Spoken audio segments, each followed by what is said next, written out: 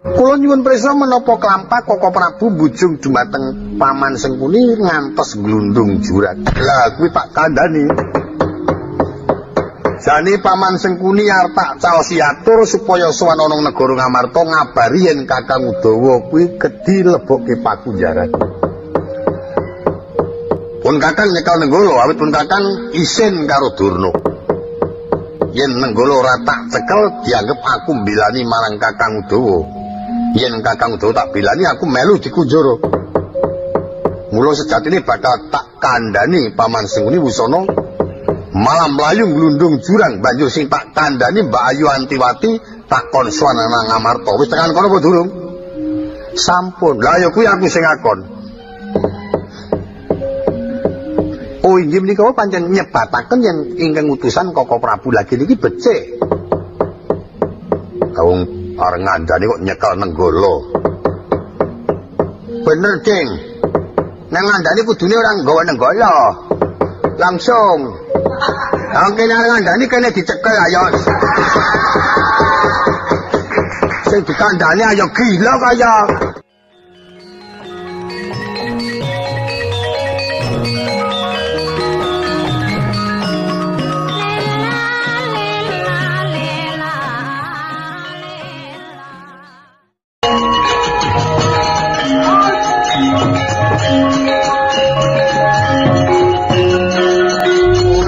Jebul Paman Sengkuni sing ngetutke Sencaki. Iya.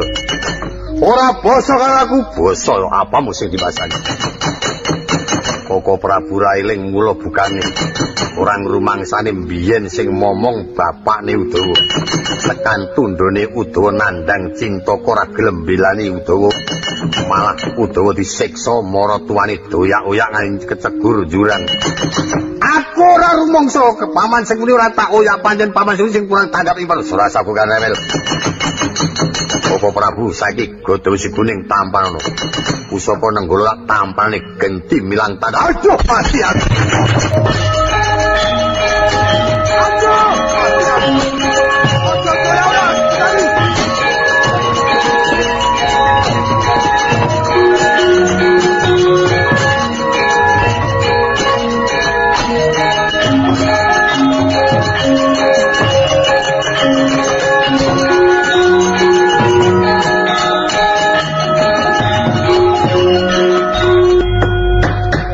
Nun, aku ki rumangsa kongkonan Sencaki.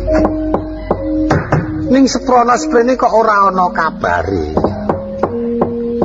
Pancen Ndara Sencaki nek dikongkon kok ngoten niku Yen Ndarawati Sencaki nek cara nggen kula Bagong. Niku dikongkon ora tau mateng. Dikongkon disangoni ya utang sangu wong.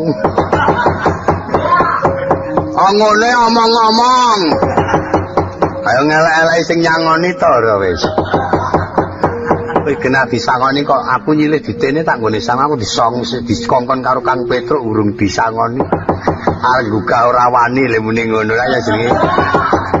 Sing Bagong ya ora Petruk ki ora iso nyimpen rahasia.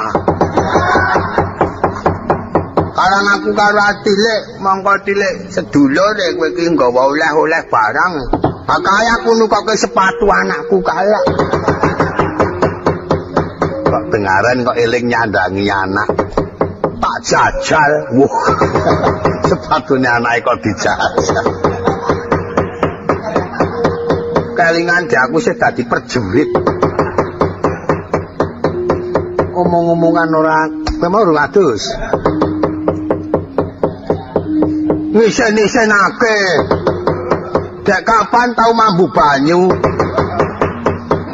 Lajane rikala semanten pun utus teng pundi Ndara Sencaki? Takon mbuktekke Kakang Udawa nang kepatihan Plasa Jenar, banjur diboyong nang Widara Kandang terus tak boyong ana negara Ngamarta. Niatku ning Sencaki mau ora bali-bali, mongko tak gawani kembang Wijaya Kesuma karo kampuh semen lungit. Dereng wonten kabari durung ana. Mongko negara itu tak goleki tak ubengi kok ya ora ana. Wah wis genanek. Mampir iki. Sencaki tak selewengan kok ngono kuwi. Nyemelangi tak pikir-pikir kok aku. Gak disangoni akeh. Ora tak sangoni, wis mesti golek utangan. Ya ora, Gong. Kaya kowe. Lho, lha iki kok Prabu Baldewa kok mlayu-mlayu. Wae lah Mas dioyak-oyak Sencaki. Waduh, ya iki kesel njaluk mlayu penyanyi.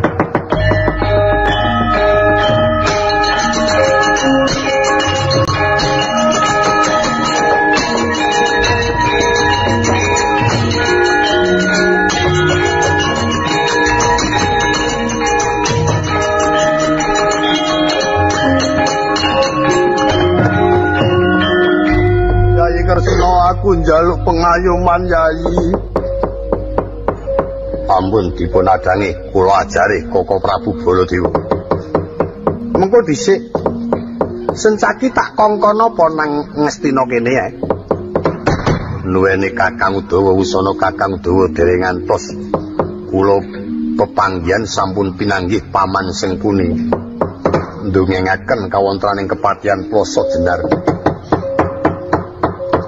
Sakmenika Kakang Udawa sampun wonten pakunjaran. Gumun kula Koko Prabu Baladewa. Udawa dikunjara ora bisa ngreka daya muih metune saka pakunjaran. Malah Patih Sengkuni doyak-oyak nyekel pusaka nenggala nganti glundung jurang sing nambani kula. Saniki negara Udara dobrak-abrik karo Patih Sengkuni. Durna dajar karo Sengkuni. Koko Prabu Mandura sing ajeng ngajar kula. Aja ajareng Ding. Wes. Malah dikon. Kadang main rame. Aku cok reko-reko. Aku njaluk pengayoman Yayi Kresna. Yen nganti aku ketiban godho wesi kuning. Otok. Urung dibacot kadang tok selani ora kuat pun Kakang Yayi.